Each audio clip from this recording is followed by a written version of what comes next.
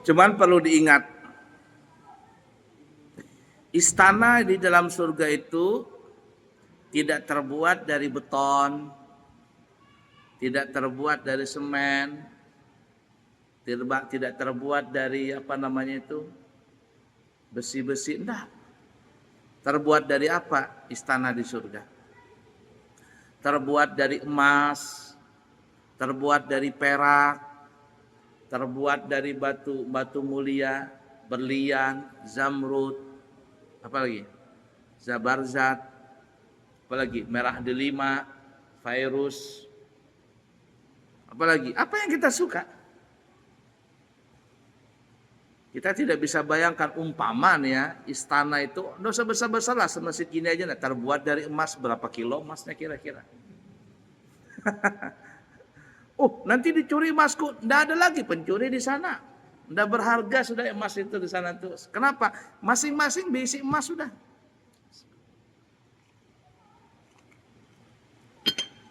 Bayangkan. Di surga tuh mungkin kita nggak ada lihat tanah nanti. Yang ada kita melihat itu aspalnya tuh emas berlian. Ada tahun lalu kalau tidak salah, saya bawa jamaah umrah. Baru pertama kali dia berumrah. Saya bawa berangkat ke Madinah waktu itu lebih duluan. Lalu dia tanya sama saya, Abu ya katanya, di Madinah ini nggak ada tanahnya kah? Nggak ada tanahnya kah katanya. Saya nggak ada ngeliat tanah ini. Loh kenapa? Kata saya, ada tanahnya. Tapi ini mana tanahnya? Loh, kenapa dia tanya begitu? Karena di Madinah itu kalau kita jalan, nggak ada ngelihat tanah, semuanya apa yuk? Berkeramik. Keramiknya bukan setipis begini, setipis segini, tebal-tebal gini lah. Ada yang batu alam, ada yang keramik, sealaman itu. Masjid Nabawi, ke hotel-hotelnya, nggak ada cari tanah. Nggak ketemu tanah kita. Saya bilang ada, kata saya tanahnya ada. Nanti besok kalau kita jalan-jalan ke Uhud, nanti baru lihat tanah. Baru besoknya jalan, baru lihat tanah. Ini tanahnya. Makanya kalau belum pernah berumrah bingung, ya, nggak ada tanahnya. Jadi kita jalan kayak keramik begini. Keramik kita ini kan tipis. Kejatuhan batu bata pecah keramiknya di sana. Keramiknya itu dijalanin aspal, dijalanin mobil truk udah pecah, tebal sini, tebal-tebal batunya. Nah di surga bukan lagi keramik, bukan lagi batu-batu alam itu, bahamburan berlian, batu-batu melia, emas perak, itu jalanannya. Nah di surga itu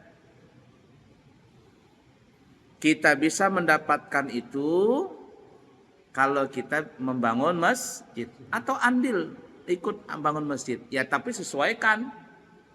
Kalau 100.000 ya nanti di surga ya begitu juga harga rumahnya. Semakin banyak menyumbang untuk pembangunan masjid, semakin banyak juga dan semakin mahal juga istananya. Kan begitu kan ya? La ilaha illallah. Ini ada kabar berita ya, alhamdulillah Indonesia sudah beli hotel ya, betul Pak Haji ya, tidak salah ya. Di Mekah saya kepingin tahu tuh di mana hotelnya tuh, Novotel lagi yang dibeli. 2,5 kilo. Ya pakai shuttle bis, paling itu kalau pakai shuttle bis 2 menit nyampe itu. 2 menit saya ada lihat di video tadi itu berapa menit aja itu, nyampe dia. Dekat mana nyampainya? Ada tempat parkiran Bahari itu namanya di areal ini apa namanya Pasar Saing Bahari. Di area Pasar Saing. Nanti jalan itu tembusannya ke WC-nya Abu Jahal. Ke rumahnya Nabi, ada rumah kelahiran Nabi sama WC-nya Abu Jahal, di situ tembusnya. Nah, Bahari situ namanya apa yo? Pasar Saing Bahari. Di Mekah, 2,5 kilo. Subhanallah. Ah, itu tuh. Bangun istana di surga nanti. Ala kulihal ya. Jadi kita ada potensi nih mendapatkan istana di surga dengan cara membantu. Ada pembangunan masjid, musola kah atau apakah? Bantu tadi. Nah itu kabar gembira ya buat kita untuk bisa bangun masjid.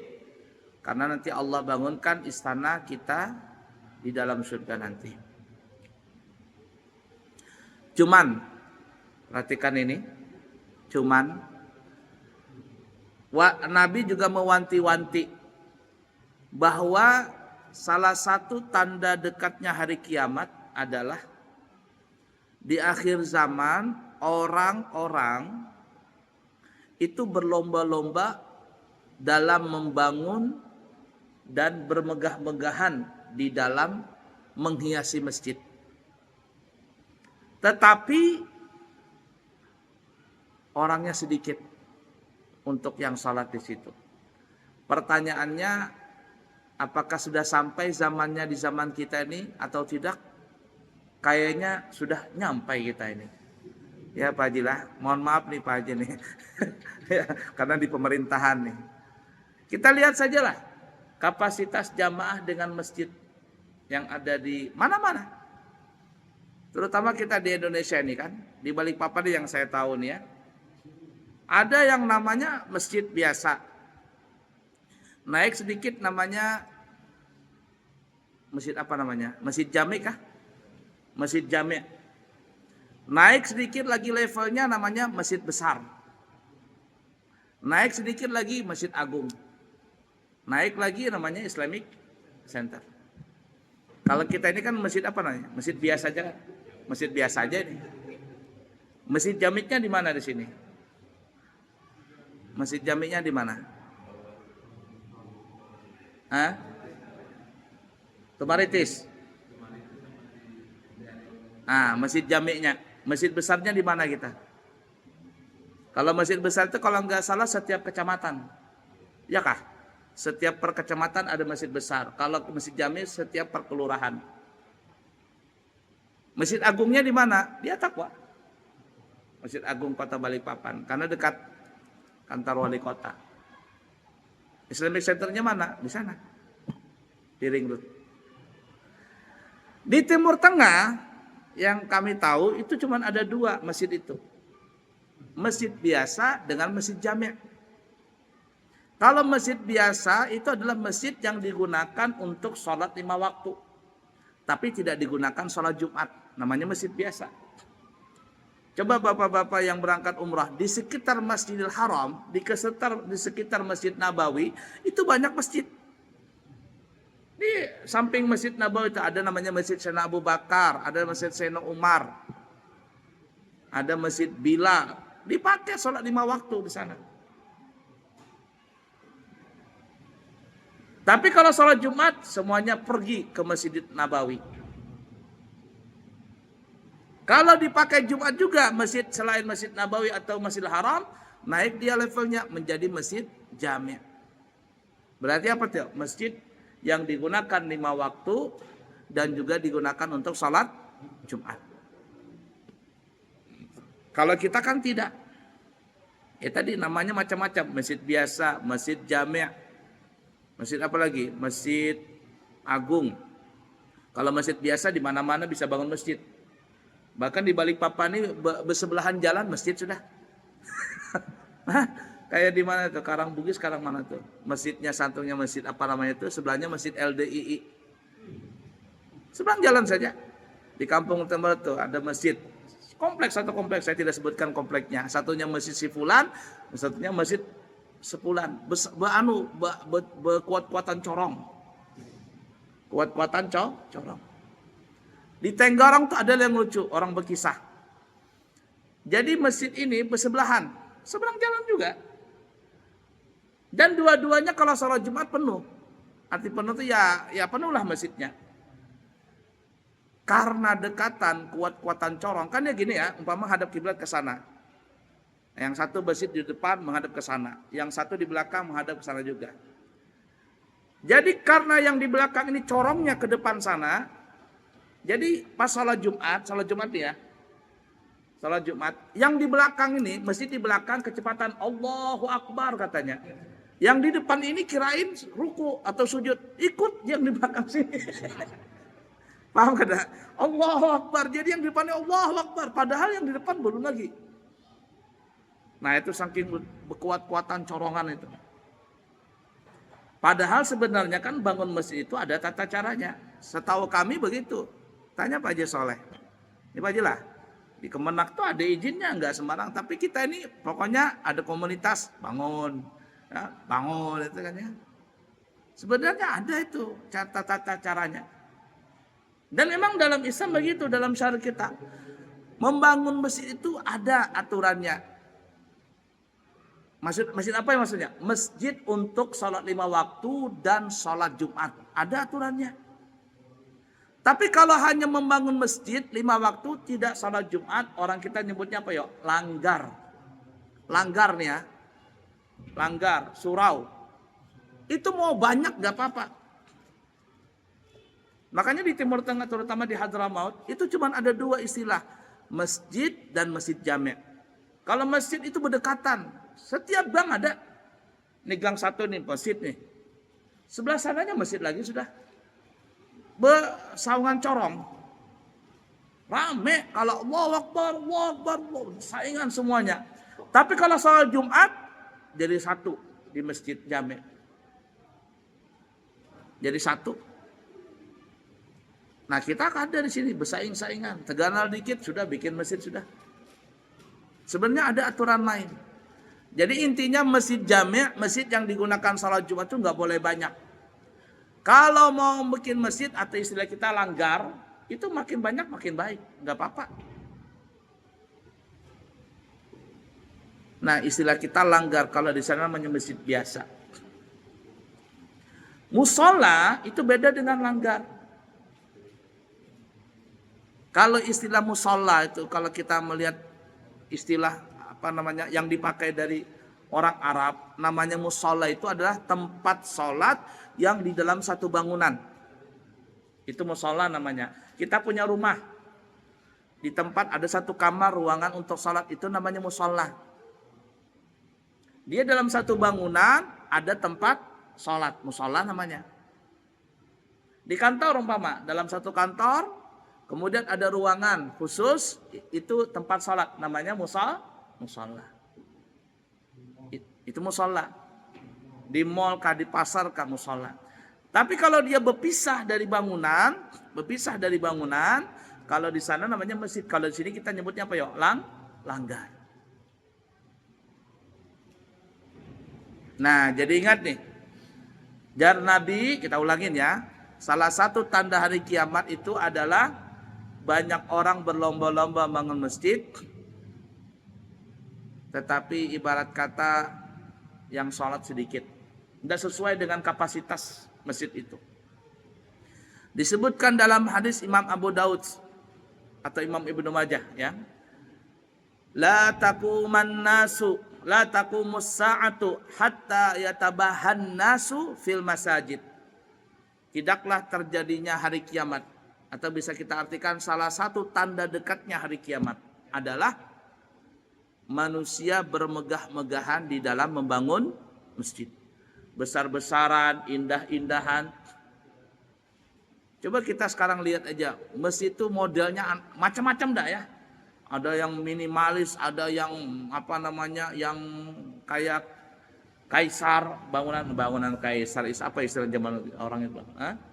Pokoknya bermegah-megahan, modelnya unik. Bahkan ada masjid yang kayak film yang film di kartun, ada modelnya, kubahnya begini bentuknya itu. Tuh kayak nanti bagaimana bentuknya tuh? Kayak siput. Modelnya mantap banget. Terus terang saya pribadi itu senang banget ngeliat masjid itu. Bahkan saya penasaran, saya mau bikin masjid di pesantren itu bentuknya modelnya yang unik. Itu memang tidak bisa dihindari di akhir zaman. Tapi Nabi mengingatkan dari itu. Salah satu tanda dekatnya hari kiamat adalah orang berlomba-lomba dalam bermegah-megahan dalam membangun masjid. Nah, artinya dalam satu sisi yang lain, kita ini dianjurkan untuk mencari poin agar kita bisa bangun istana di surga dengan apa, dengan berinvestasi akhirat dalam membangun masjid. Tapi di sisi yang lain kita berhati-hati nih. Dan ini tidak bisa dihindari. Walaupun kita hati-hati bagaimanapun tetap terjadi itu. Apa itu? Di akhir zaman orang bermegah-megahan dalam membangun masjid.